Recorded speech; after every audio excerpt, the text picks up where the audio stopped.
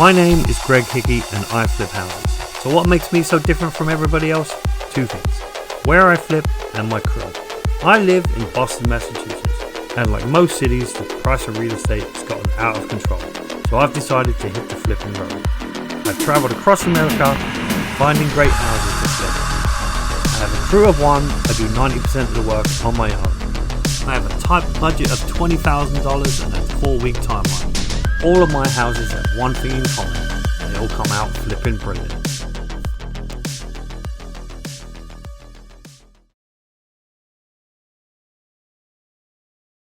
I decided to choose Oklahoma City because you can still buy a house at a reasonable price and get plenty of return on your investment. It's a young, vibrant city with plenty of things to do, restaurants and art districts. It's got a population of over 600,000 and an average income is around 75,000.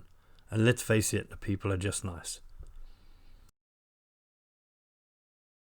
5 o'clock in the morning, time to get to work. As you can see, it's dark outside.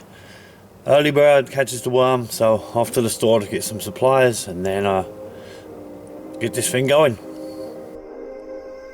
I purchased the house for $56,200. What a bargain. It's on the northwest side of OKC. It's a 3-bedroom, 2-bathroom, ranch-style slab house.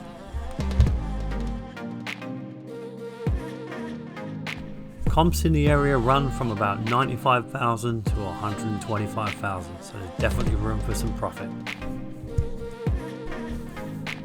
One of the first things I notice when I get to the house is it's just boring. There's no wow factor whatsoever. It's a plain Jane house.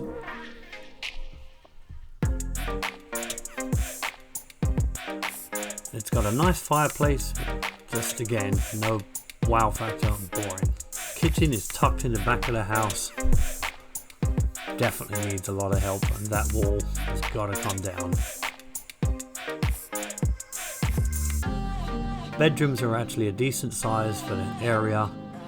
Just need some painting, new carpet, just spruce them up. The windows are in great shape.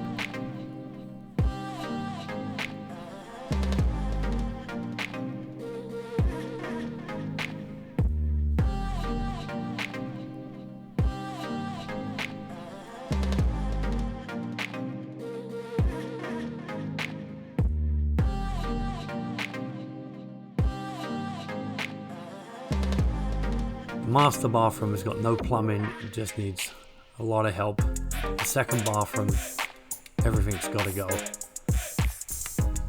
I purchased a house for $56,200. My budget is $18,000. Closing costs $20,000. This price of $125,000, hopefully $29,000 profit. I hope to get the whole job done in 3 weeks. One of the first projects I want to do is take down this wall. Sorry about the dodgy footage, that's all I had. In order to do that, I have to figure out whether it's load bearing. So up in the attic I go. Oh, it's always fun climbing around in the rafters up in the attic. Oh, they just get away everywhere. Anyway, so we're up in the attic and the rafters are, it's not a retaining wall. So let's take a look at how I know that. So the joists come across here. That's the joist right there. And then they join right there.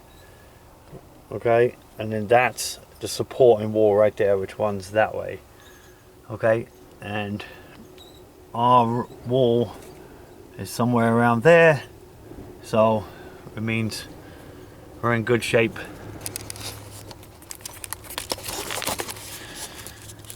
It means I can take that down.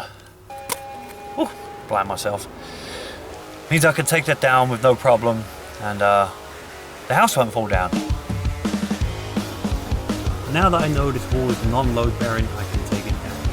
First thing you want to do is take a utility knife and cut around the side and the top of the wall. That way, when you're removing the sheetrock, it won't pull off the sheetrock on the ceiling or on the adjacent wall. Believe me, it helps. You don't want to have to panic.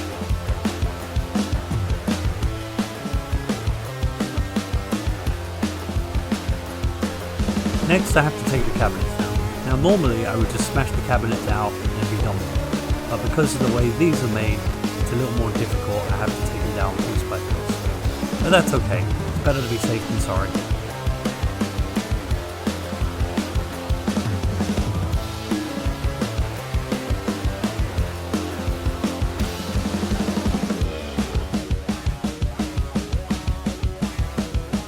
Once again, remember to make sure the breakers are off before you start messing with the electricity for the microwave.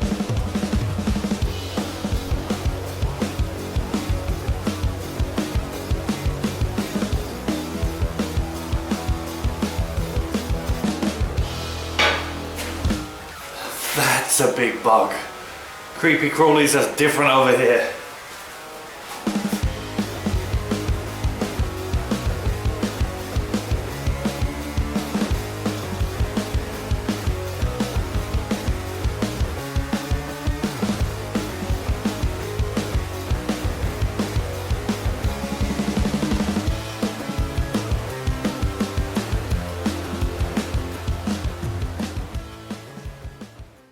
It's been a crazy day so far. Things haven't gone to plan, but look, the wall is down, and now we have an open plan, which basically everybody wants. So we've got the electrical to come, the plumbing to come, take care of that. Over here, the inspector has to literally look at nothing, but hey, whatever. And they'll sign off on it, we can close it up, stuck it in the cabinets in. Well, it's day 2. Let's see, on the plans today, the plumber's got to come back and finish up the stuff that he was doing. I'm having trouble finding an electrician, which, you know, is par for the course. That's what happens. People don't want to get back to you for some reason or another, whatever. So I'm going to have to try and find some more other guys to do the work. The HVAC guy is hopefully going to come out today. But they're bracing for a big storm here. They're going to get an inch of snow, and everyone's freaking out, which is, you know, obviously nothing for Northeast, but hey, that's where you live, right? So we'll see how the day goes. As you can see, it's dark. Off to the box store, pick up the stuff we need, and then away we go. Day 2. So in the bathroom, the master bathroom, the problem was that the plumbing coming in from the concrete coming up was corroded because it's an old copper pipe. So they came in, capped it, disconnected it, and ran a new pipe up and above, which you can see behind me. So now we have fixed that problem. So we're ready to install the new line into the shower and get this going.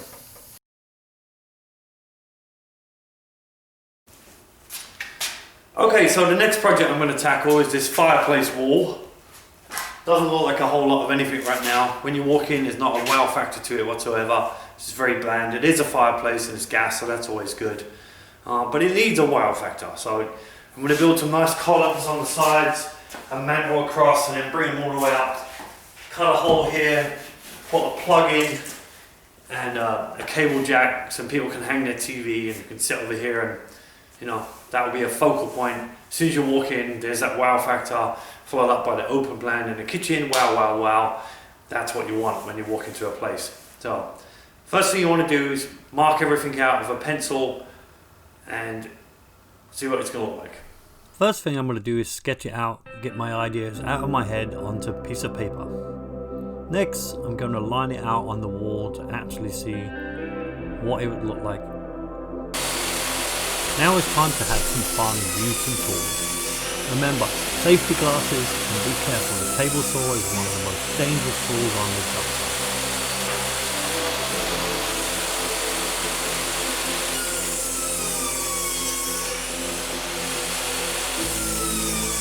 Now it's time to start actually building this thing. I'm going to put glue on the sides, I'm nailing it to the wall, but a lot of time, if you don't hit a stud, at least the glue will hold it in place.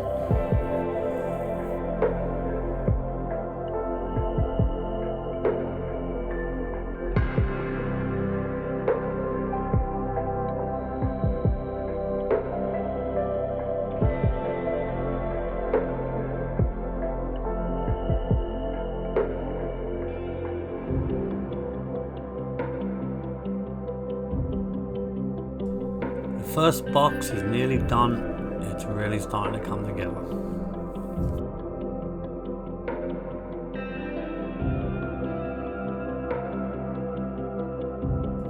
I decided to use plywood because one, it's the cheapest option, and two, it's very durable. I'm not worried about the face of the plywood because I'm going to put trim over it when it's done. Now it's time to move on to the top.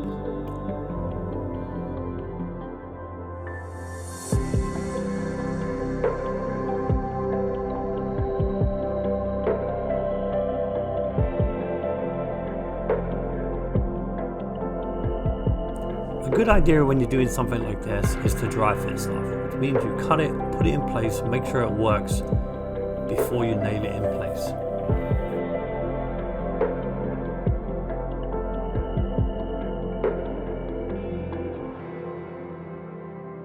A simple thing like adding baseboard around the bottom of this box makes it look so fancy.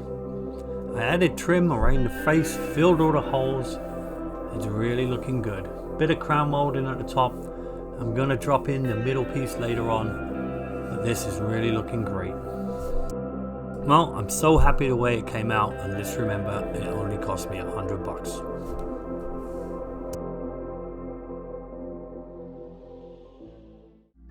Next time on the flipping road. As my timeline of 3 weeks rapidly approaches, it's time to get the kitchen installed, the subway tile backsplash done, and I turn this horrible looking dresser into a beautiful, usable office, all for $200. My name's Greg Hickey, this is On the Flipping Road. Thank you so much for joining me, see you next time.